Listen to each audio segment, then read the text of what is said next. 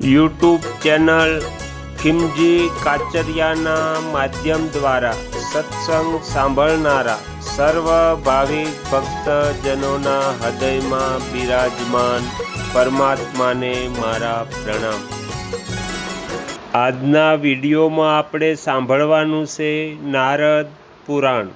નારદ પુરાણના અત્યાર સુધીમાં આપણે 117 ભાગ સાંભળ્યા।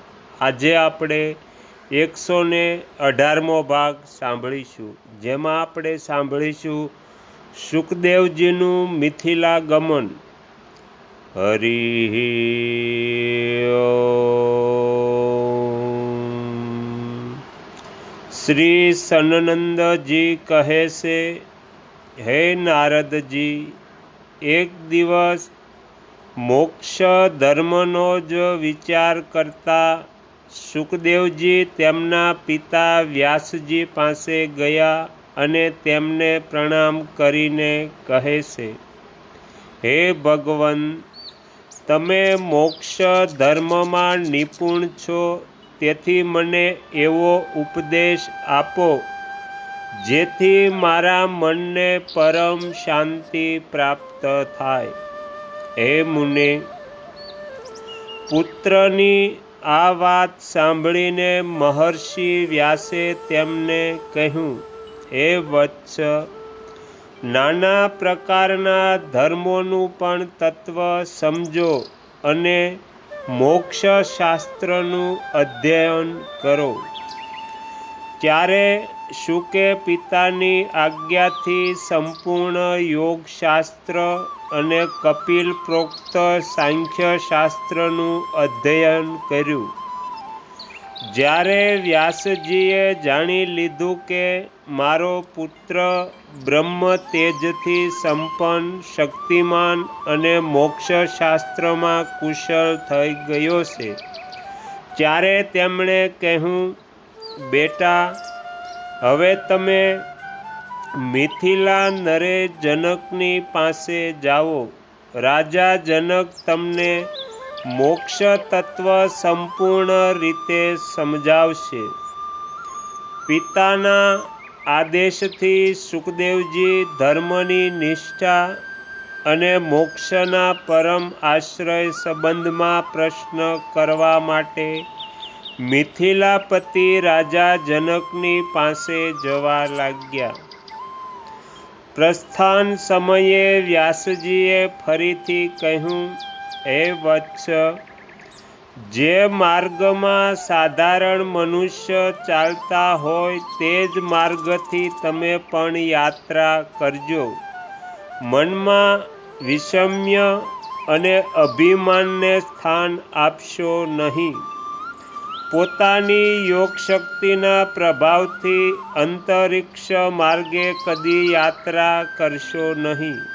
સરળ ભાવે જ ત્યાં જજો। માર્ગમાં સુખ સુવિધા ન જોશો। વિશેષ વ્યક્તિઓ અથવા સ્થાનોની શોધ ન કરશો, કેમ કે તે આસક્તિ વધારનારા હોય છે। રાજા જનક શિષ્ય અને યજમાન છે એવું સમજીને તેમની સામે અહંકાર પ્રગટ કરશો નહીં। તેમના વંશમાં રહેજો, તેઓ તમારા સંદેહનું નિવારણ કરશે। રાજા જનક ધર્મમાં નિપુણ તથા યોગ મોક્ષશાસ્ત્રમાં કુશળ છે। તેઓ મારા શિષ્ય છે, તો પણ તમને જે આજ્ઞા કરે તેનું સંશય રહિત થઈને પાલન કરજો। પિતાના આમ કહ્યા પછી મહાત્મા સુખદેવ મુનિ મિથિલા ગયા। જો કે સમુદ્ર સહિત સંપૂર્ણ પૃથ્વીને તેઓ આકાશ માર્ગે જ ઓળંગી શકતા હતા, તો પણ પગે ચાલીને જ ગયા। મહામુનિ સુખ વિદેહનગરમાં પહોંચ્યા। પહેલા રાજદ્વાર પર પહોંચતા દ્વારપાળોએ તેમને અંદર જતા રોક્યા, પરંતુ એના કારણે તેમના મનમાં કોઈ ગ્લાનિ અણગમો ન થઈ. હે નારદજી, મહાયોગી શુક ભૂખ તૃષાથી રહિત થઈને ત્યાં જ તડકામાં જઈને બેઠા અને ધ્યાનમાં સ્થિત થઈ ગયા. તે દ્વારપાળોમાંથી એકને પોતાના વ્યવહારથી બહુ દુઃખ થયું. તેણે જોયું, શુકદેવજી મધ્યાહનના સૂર્યની જેમ અહીં સ્થિત થઈ રહ્યા છે. ત્યારે હાથ જોડીને પ્રણામ કર્યા અને વિધિપૂર્વક તેમનું પૂજન અને સત્કાર કરીને રાજમહેલના બીજા કક્ષમાં તેમને પ્રવેશ કરાવ્યો. ત્યાં ચૈત્રરથ વન જેવું એક વિશાળ ઉપવન હતું, જેનો સંબંધ અંતઃપુર સાથે હતો. તે વન અતિ રમ્ય હતું. દ્વારપાલે શુકદેવજીને સંપૂર્ણ ઉપવન દેખાડીને એક સુંદર આસન પર બેસાડ્યા તથા રાજા જનકને આની સૂચના આપી. હે મુનિ શ્રેષ્ઠ, રાજાએ જ્યારે સાંભળ્યું કે શુકદેવજી મારી પાસે આવ્યા છે, તો તેમના હાર્દિક ભાવને સમજવાના ઉદ્દેશ્યથી તેમની સેવા માટે કેટલીક યુવતીઓને નિયુક્ત કરી. તે બધી પ્રવૃત્તિઓનો વેશ અતિ મનોહર હતો. તે બધી યુવાન અને જોવામાં મનને પ્રિય લાગનારી હતી. તેમણે લાલ રંગના ઝીણા અને રંગીન વસ્ત્ર ધારણ કર્યા હતા. તેમના અંગોમાં તપાવેલા શુદ્ધ સોનાના આભૂષણો ચમકી રહ્યા હતા. તે બધી વાતચીતમાં બહુ ચતુર તથા સમસ્ત કળાઓમાં કુશળ હતી. તેમની સંખ્યા 50થી વધારે હતી. તે બધી યુવતીઓએ શુકદેવજીના માટે પાદ, અર્ધ્ય વગેરે પ્રસ્તુત કર્યા તથા દેશ કાળ અનુસાર પ્રાપ્ત ઉત્તમ ભોજન કરાવીને તેમને તૃપ્ત કર્યા.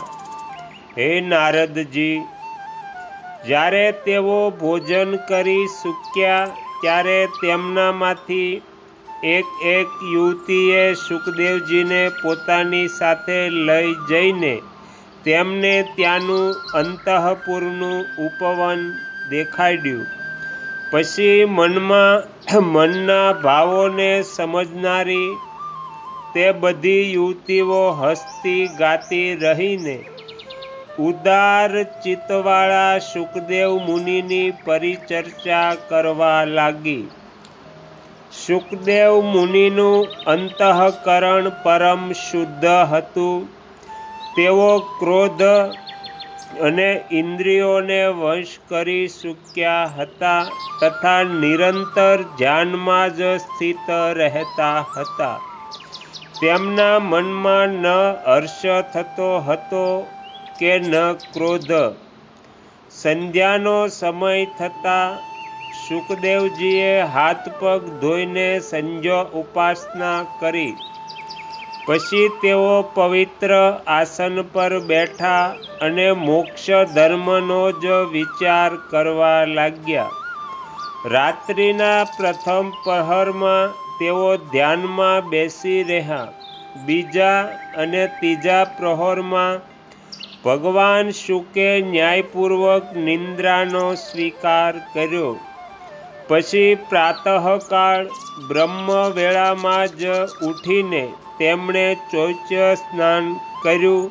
ત્યાર પછી સ્ત્રીઓથી ઘેરાયેલા હોવા છતાં પણ પરમ બુદ્ધિમાન શુક ફરી ધ્યાનમાં જ ચાલ્યા ગયા. હે નારદજી, આ વિધિથી તેમણે શેષ દિવસ અને સંપૂર્ણ રાત્રિ રાજકુળમાં જ વ્યતીત કરી. તો અહીંયા નારદ પુરાણનો 118મો ભાગ સંપૂર્ણ થાય છે. હવે પછીના વિડીયોમાં આપણે 119મો ભાગ સાંભળીશું.